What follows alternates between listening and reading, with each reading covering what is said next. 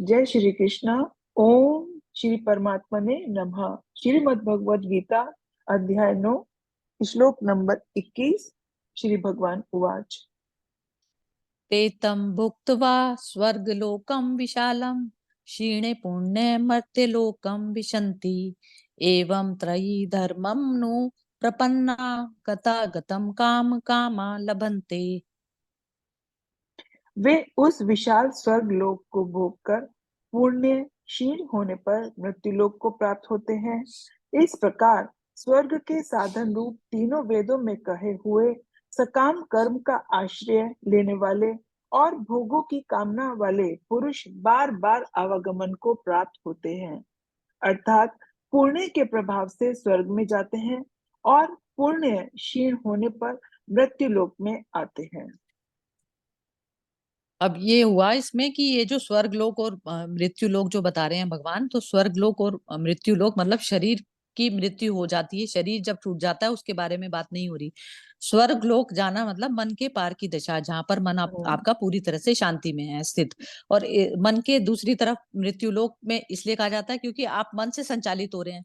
अब मन ने आपने मृत्यु धर्मा संसार से जोड़ा हुआ है और संसार की चीजों से जोड़ा हुआ है। तो जब वो चीज की क्या होता है कि आप जो सकामी मनुष्य है, जब संसारिक चीज के लिए प्रयत्न कर कर और वो वस्तु उसको प्राप्त हो जाती है, तो तब वह कुछ क्षण के लिए भोग कर उसको सुख महसूस कर कर और फिर वो वापिस जो है उसमें आ जाता है, मृत्यु लोक में आ जाता है। तो इस प्रकार आवागमन हर क्षण में चलता है, उसको हर क्षण क्षण उसका इस प्रकार से चलता है, क्योंकि अभी उसका जो मन है वो भारी संसार के मृत्यु धर्मा चीजों से अटैच है।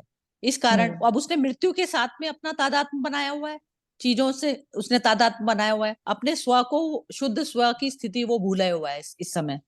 तो इस कारण उसको जो है मृत्यु लोक में बार बार आना पड़ता है। अनन्याश्चिन्तयन्तो माम ये जना पर्युपासते तेषां नित्याभियुक्तानां योगक्षेमं वहाम्यहम्। जो अन्य प्रेमी भक्तजन मुझ परमेश्वर को निरंतर चिंतन करते हुए निष्काम भाव से भजते हैं, उन नित्य निरंतर मेरा चिंतन करने वाले पुरुषों का योग क्षेम मैं स्वयं प्राप्त कर देता हूँ। इसमें अनन्य प्रेमी तो सबसे पहले वह हुआ कि अनन्य प्रेमी जिसको दूसरा कोई दिखाई नहीं देता।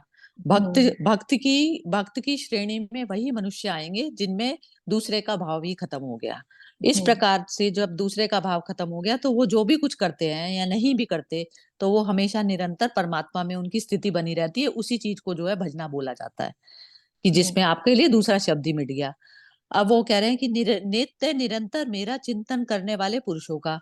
अब जब आपके लिए दूसरा ही मिट गया, आप अपने ही, जैसे आप कह दीजिए कि दूसरे के शरीर में चोट लगी है, तो आपको शरीर दूसरे के चोट की दर्द की अनुभूति कैसे होगी, क्योंकि आपको अपना भी पता है कि ऐसे ऐसा पेन इसमें होता है।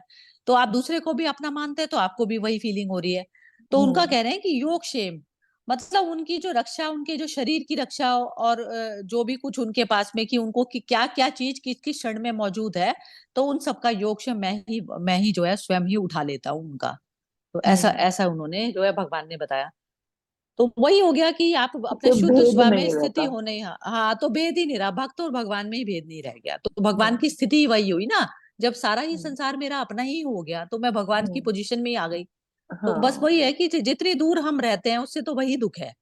तो मेन जो है स्मरण मात्र जो है हमारे लिए सबसे ज्यादा जरूरी है, कि निरंतर चिंतन जिस समय भज। हम भूले और उसी समय हमारा जो है दुख दुख की प्राप्ति होती ही तभी है जब हम उसे भूलते हैं। हम्म। ये अप्य अन्य देवता भक्ता यजन्ते श्रद्धेयान्विता ते अपि मामेव कौन्तेय यजन्ते विधि पूर्वकम। हे अर्जुन, यद्यपि श्रद्धा से युक्त जो सकाम भक्त दूसरे देवताओं को पूजते हैं, वे भी मुझको ही पूजते हैं, किंतु उनका वह पूजन अविधि पूर्वक अर्थात अज्ञान पूर्वक है।